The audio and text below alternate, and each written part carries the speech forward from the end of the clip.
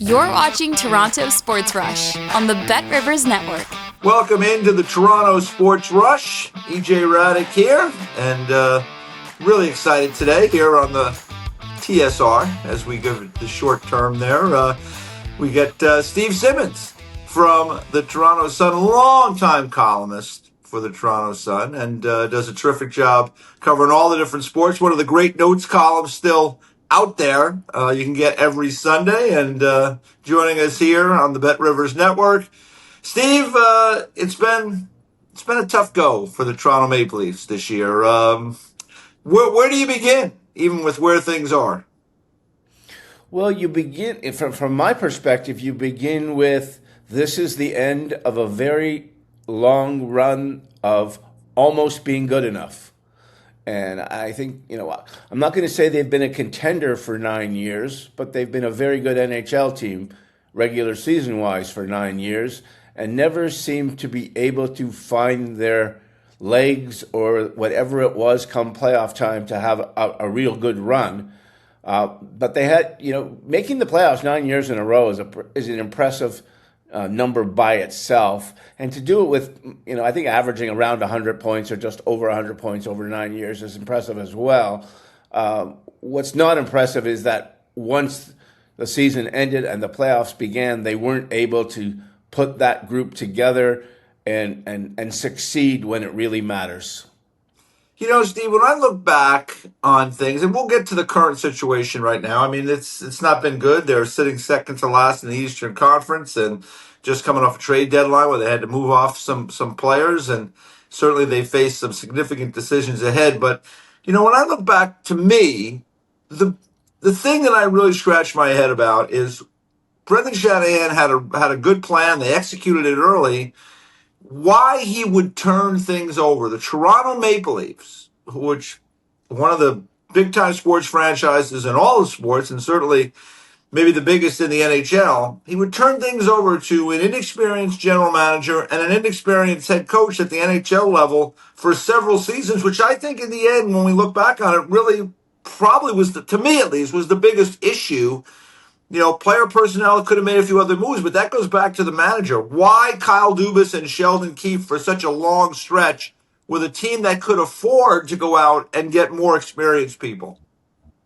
I think for starters, there was a great belief that Brendan had the bright young mind in hockey. That was his. I'm talking from his perspective. Yeah. He thought that he had Lou Lamoriello in charge, experienced, Hall of Fame general manager.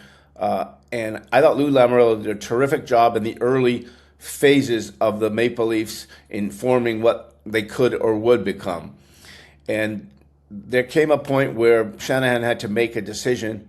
Was he going to lose Kyle Dubas to someone else in the NHL? Because there was already people knocking on the Leafs' door asking about that. So it came down to, do you want to lose Dubas and keep Lamoriello, or do you want to let Lou, fade off into the sunset, and you'll put the young whippersnapper in charge of your team? They made the decision to do that, which eventually led to the firing of Mike Babcock and the hiring of Sheldon Keefe that you refer to. And I'm not sure any one move would have changed anything. Mm-hmm. But I agree with you that giving the reins to Dubas at that stage of his career was probably a mistake, and some of the moves that were made over the next few years, contract-wise and signing-wise, and were probably mistakes. And so they were never able to fully develop the roster the way they wanted to fully develop it. They always had cap troubles all the way through. They got caught post-COVID, thinking the cap was going to another number, which it never got to. And so they were strangling themselves with high-end salaries for too few players. And so that's what they wound up as. It wasn't really a hockey team. It was a collection of toys, a collection of talent. And that collection of talent, when the time came, the most important games, those first-round playoff series, the Game 7s, Game 6s, the games where guys show up, where Connor McDavid grabs the ball and runs. Austin Matthews couldn't do that. Mitch Marner couldn't do that. William Nylander couldn't do that. Whoever was in goal, and they had a variety of goalies over the years, none of them were able to do that. They never did have what I would call a Stanley Cup winning defense. Yeah. And you look at the teams that win the cup, almost all of them have what I call an A defenseman. And if they don't have an A defenseman, they have a whole lot of Bs. Yeah. And the Leafs never had that six-man kind of unit that we've seen in Vegas and we've seen in Florida and we've seen in Dallas without winning a cup. They didn't have that. And so the weirdest thing for a team that didn't have that defense, their problem in almost every playoff series they lost was they couldn't score goals.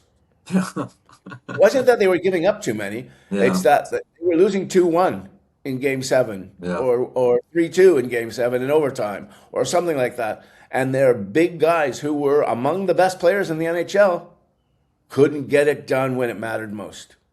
Just to go back just briefly to Keefe and to Dubas. And, again, listen, there's a lot of things that went on. And you're right, the COVID situation did change things for them. And it hurt a lot of teams because they thought it was going in one direction, it was going in another. It made it more difficult for those teams. But, Kyle Dubas is doing a really nice job in Pittsburgh right now. And I'm not here to say that Kyle Dubas couldn't have been a good general manager. I think he's doing a good job in Pittsburgh. I just think for the Leafs to bring in an inexperienced, a guy who had never managed at that level, and then to hitch your wagon to Sheldon Keefe, who had never been a head coach at the National Hockey League level. Those are the things, and you go back, Brett's Brendan Shanahan's decision.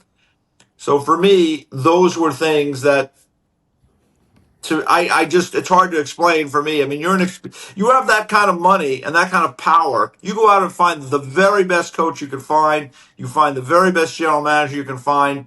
You can afford to get those guys. That's why, to me, I look at that and I just shake my head.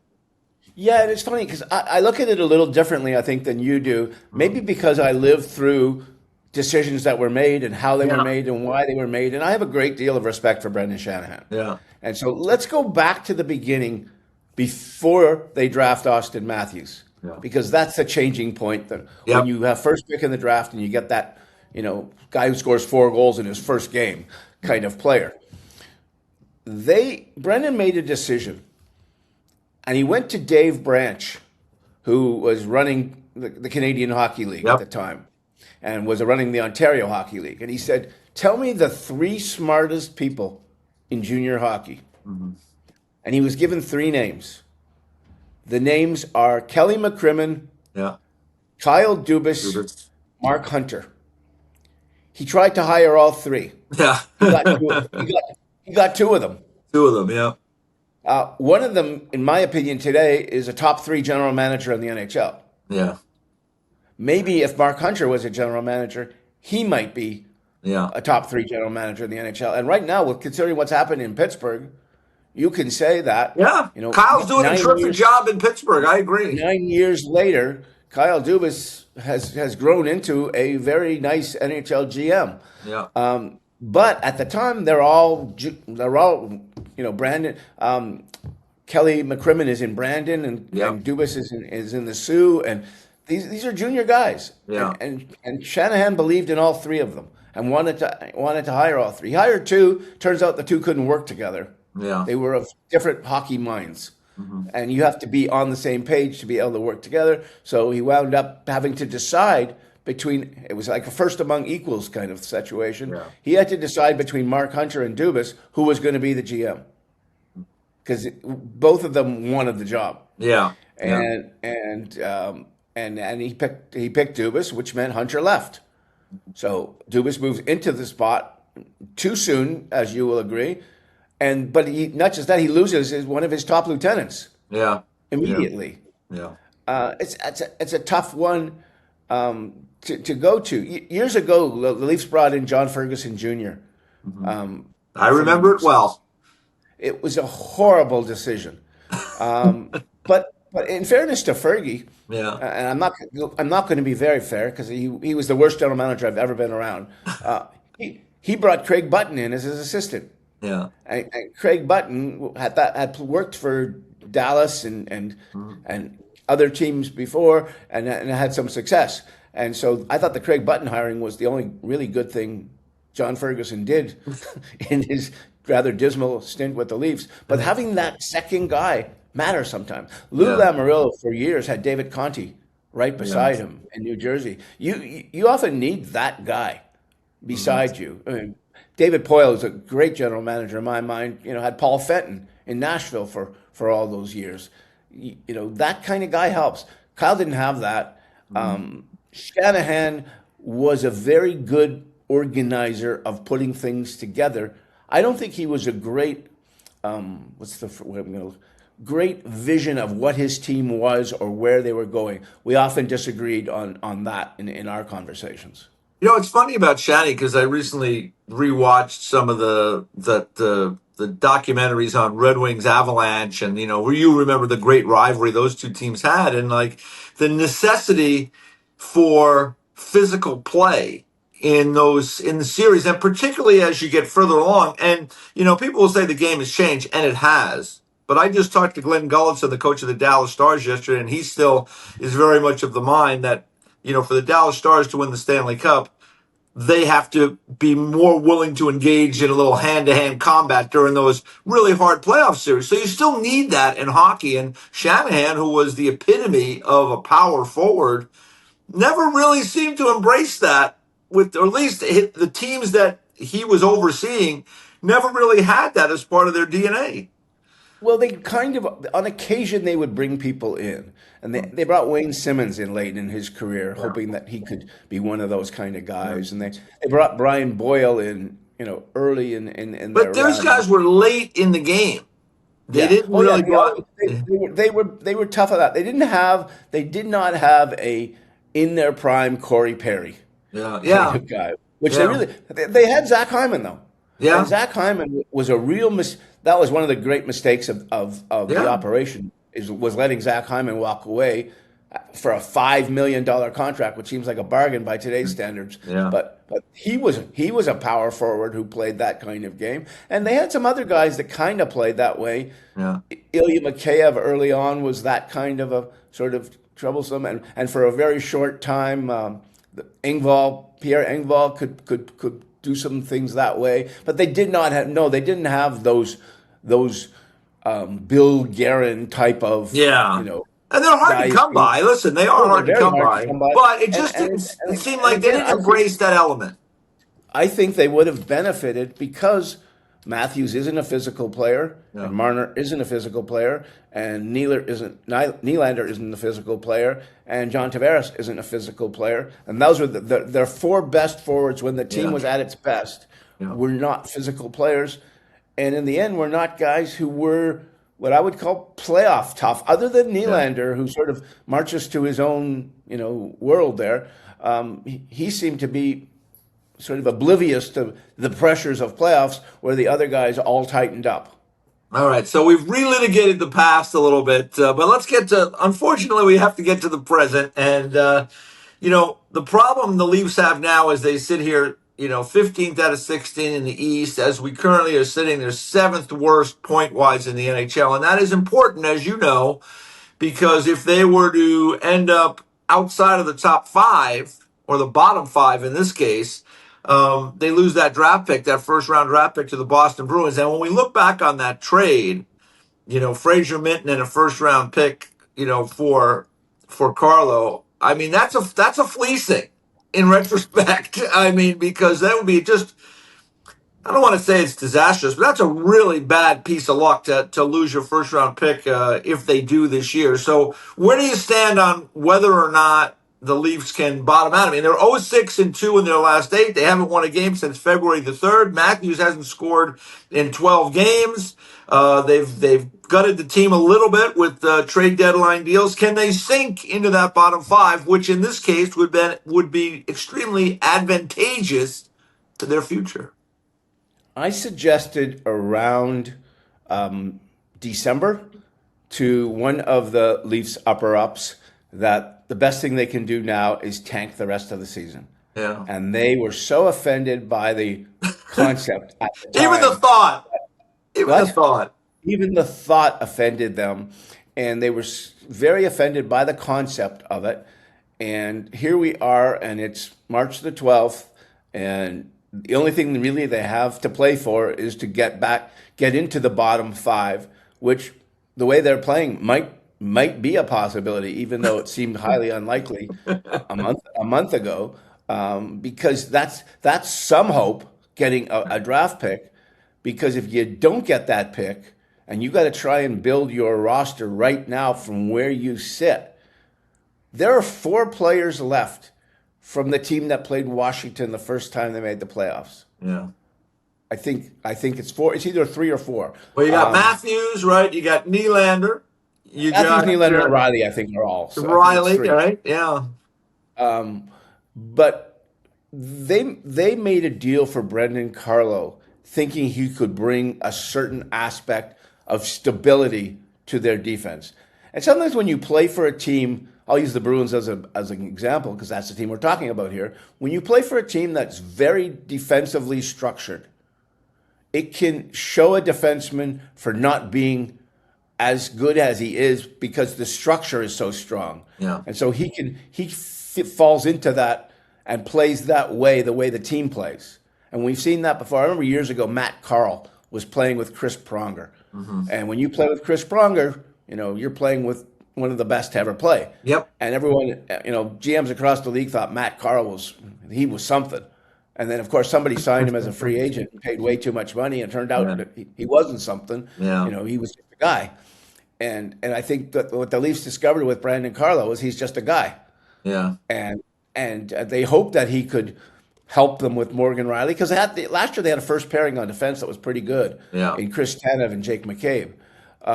But when you take Chris Tanev out of the Leaf lineup, as he's been almost all season, and you have Carlo who's hurt and playing Carlo hockey, losing a first round pick and a player who they didn't think was going to be as good as he's turned out to be. Yeah.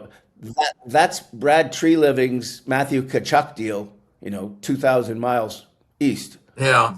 So that brings us to the question about, this rebuild. And obviously there's going to have to be some rebuild or retool of sorts moving forward. Is Brad Treliving up to the task? I mean, he wasn't really in Calgary.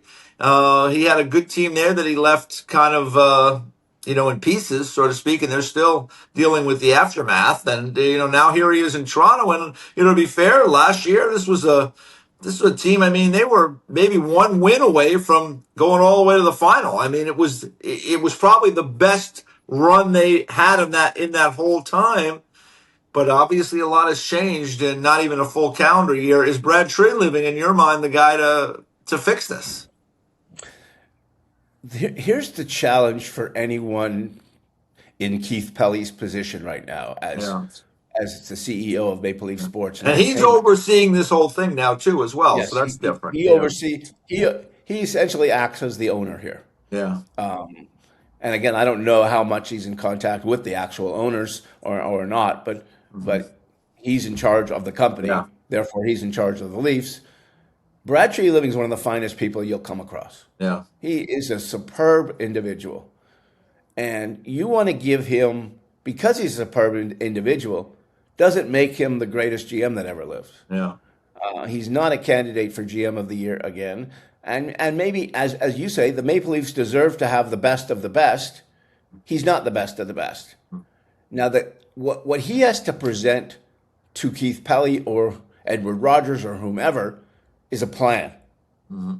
And the plan is, what do you do from here, and what is that plan?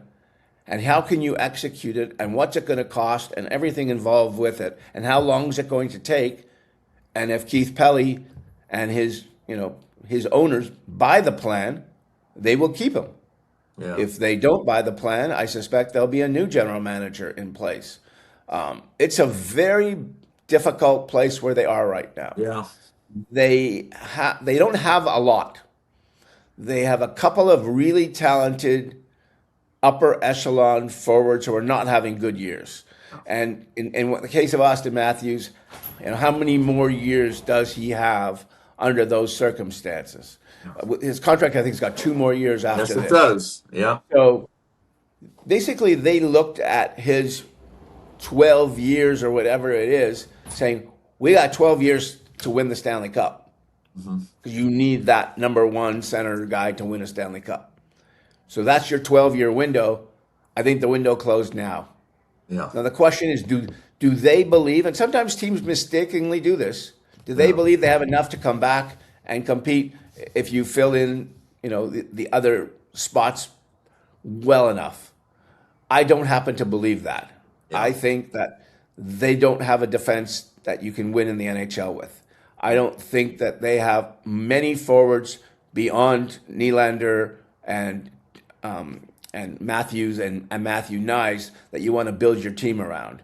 And these are, and you're talking about in the case of Matthews and Nylander, you're talking about 11. Next year will be their 11th season. Yeah. That's a long time. We're to getting be up together. there. Yeah. And so I look at the Leafs, and I think the first thing I want to know at the end of the season is do the big guys want to be here? Does Matthews still want to be here? Does Nylander still want to be here? And if they don't want to be here, let's see what you can do deal-wise to start your rebuild. Because you need 12. You need especially 9 forwards to win a Stanley Cup. Yeah. The most underrated aspect of any Stanley Cup team is a third line.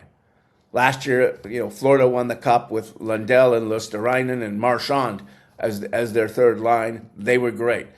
Tampa won those cups with Yanni Gourde's line, and they were great. You need that third line that gives you 18 minutes and it's hard to play against. The Leafs thought they were getting that with Nick Roy, and Dakota Joshua and Bobby McMahon. They thought that would be their answer as a third line to what they faced in Florida last year. Well, Roy was having a terrible season, and Joshua got hurt, and he was having a terrible season. And Bobby McMahon had to be moved up the lineup because they didn't have enough up top to sustain what was going on. So the whole thing the plan fell apart. Yeah. I'm not sure the plan, if Chris Tanev had played the whole year, if the goalies had been healthy for the whole season, if the third line that they believed in would have turned out. I don't think the plan was as terrible as people make it out to be. The execution was terrible. Yeah, I agree with you. I don't think the plan was bad. I said right from the start, Steve, I felt like this team, as it was constructed going into the season, it would be a bumpy ride in the regular season because, when you have a guy like Mitch Marner on your team who can create offense, you can win those games during the regular season that maybe you're not going to win because the regular season is a different animal than the playoffs. I mean, you're in San Jose Tuesday, you're in LA Thursday, you're in Anaheim Saturday. I mean, different teams, different situations all the time. Whereas in a playoff series where it gets tough, it gets tense, you drill down, you're facing the same opponent night after night after night. It's a lot different challenge for me. So I figured it would be a much bumpier ride in the regular season without a guy like Marner that can produce offense in a tie game. Maybe he is an assist or a goal that helps you win a game. Without him, it would be tough. But to your point, the goalies were never settled early. Wall was out of the picture. Stolarz ended up getting hurt. They never were really at the tandem that they hoped they would have. Tanev being out was catastrophic. The rest of the defense, with the exception of Oliver Ekman-Larsson, really underachieved. And then up front, it just kind of fell apart with different injuries and underperformance as well. So, you mentioned Matthew Nyes. There was some talk at the trade deadline that, maybe they're shopping Matthew Nyes. And not necessarily shopping him, but he's an asset. He's a piece. Could the Leafs go and get that young puck-moving defenseman that you talked about it again, like an A-type defenseman? Is Nyes enough of a chip to bring something back and of significance? And would you move him? Where do you fall on that? Two things that most hockey fans don't really understand. Number one, when a GM or a scout looks at a player, he may see him very differently than you see him. Yeah. He may see a guy and say, you know what, I like that guy. I want him on my team. Yeah. And what fans don't understand is just because a guy calls you and says, what would it take for you to trade us Matthew Nyes? Doesn't mean you're shopping Matthew Nyes. Yeah, that's right. It just means as a GM, you're doing your job to listen to what's out there and what's possibly available. Yeah. And so you don't know when the guy at the NHL meeting gives you a nudge and says, would you really like Shea Weber? Because we'll trade you PK Subban for him. Yeah. Suddenly a trade is made that neither guy even looked at. It was just, and trades come out of nowhere. Yeah. And so, yeah, I think if you're a responsible GM, you listen to everything and everyone, Yeah. and you see what's possible. And if I'll use an example, if Hudson, the kid that is it Hudson, the kid that won the Rookie of the Year in Yeah, Lane Montreal, Hudson in Montreal. You got his brother Cole as a prospect yeah, in Washington. if they pick up the phone and say, you know what, we really like Nyes, and we might consider sending you Hudson. And I don't know if I'm just Yeah. making this up right now. Yeah. Like, do you, as a responsible general manager, sit down and say, okay, what does my team look like with this guy on it? What does my team look like as it is right now? What's better? And I think that's done. What people don't understand again is that's not just done at trade deadline. Yeah. It's That's not all done year. virtually done Every virtually day. every day of Yeah. every season. Yeah. You're doing that all the time. That's why these guys live on the phone. Yeah. They're talking all the time. Yeah. And so who knows what other teams may think of Matthew Nyes, and I like Matthew Nyes as a person. I like him as a hockey player. Yeah. I think that, he's one of the few guys they have who's got some jam. And so, yeah, it would be a difficult person to move, but I think it's irresponsible if you don't listen. Yeah. You have to do your job and hear all that's out there. Now, here's my thing of selling a rebuild. You have Matthews, Nylander, and Nyes, and now next September a 36-year-old John Tavares, and then after that, what do you have? Mm-hmm. Is there a guy on the rise? Yeah. You might have, maybe Easton Cowan becomes a third line guy that you can hope for. Who, I always use the Pavel Datsyuk, theory when I look at young players. He started on the fourth line in Detroit, and then he played so well they moved him to the third, and he played so well they moved him to the second, and then he was unstoppable on the first line, and that's what a great prospect does. Yeah. I don't like bringing a guy up and putting him on the first line and saying, okay, see if you can play with Austin Matthews. I think you got to find your way and learn. They don't have, outside of their organization right now, a junior. They don't have a forward of any quality ready to come to the NHL. Yeah. They don't have they have one defenseman who might be an NHLer 2 years from now, who looks like a solid, top possible player. They don't have, there's not a lot of people ready to come in and jump here. You're right. You got to rebuild an entire six-man defense.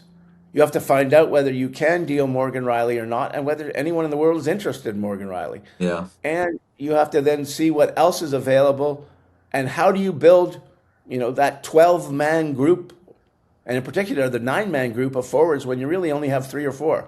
Yeah. Where are those guys coming from? Last summer is a good example. They needed one guy to replace Marner. They couldn't find him. They added Roy. That didn't replace Marner. They're not available, these guys. I mean, that's the thing for once in a while you get lucky on somebody. Yeah, but not often, right? But no, and so I look at the Leafs right now. I think bottoming out makes more sense than trying to hang on. Yeah. Yeah. Well, again, unless certainly this year. Again, here's the other thing is that if Austin Matthews comes back next year and he goes back to being a 50-goal scorer, and Nylander comes back and he's 40, whatever, that he always gets, and I don't mind the idea at all of playing them together, because I've been watching the Boston Bruins forever, surviving on one-line hockey teams up front and piecemealing the rest of their lineup. And they, when they had Bergeron and Pasternak and Marchand as a line, and then they filled in all the other spots with guys. Well, the Leafs have some guys. Everybody has guys. It's a question. Now, this is where coaching comes in, EJ. Yeah. All right. Hey, last thing, Craig Berube. Up or down on Craig Berube? Where are you on Craig Berube? One of my favorite people I think's ever coached the Leafs. He has to go. He hasn't done a very good job. Yeah, it hasn't been a good year.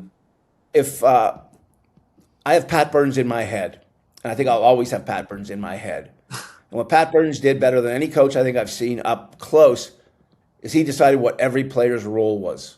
Yeah. And he sold that role to each player. This is your job, and this is what you do. Yeah. And all 12 forwards did their jobs most of the time for him. And the defensemen who were never great in Toronto did their jobs as well as they could under the circumstances. This team has not done that at all. The underachieving across the board, the lack of pride, the lack of discipline.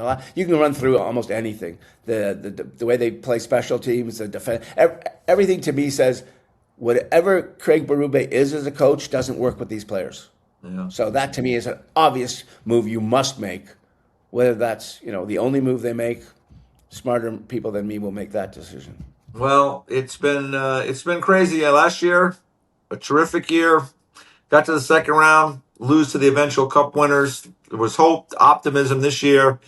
It's kind of all falling apart. We'll see what happens next, Steve. But the one thing we do know is that no matter what happens, you will be following it and you will have an opinion about it, which we love. So Thanks for the time today, my friend. Enjoy the rest of the day. And, we'll talk to you soon, I hope. I feel like I'm like the Maple Leafs. We're both coming to an end at just about the same time. No, you're just a kid still, Steve. You're just a kid still. Yeah, Don't worry both about it. are.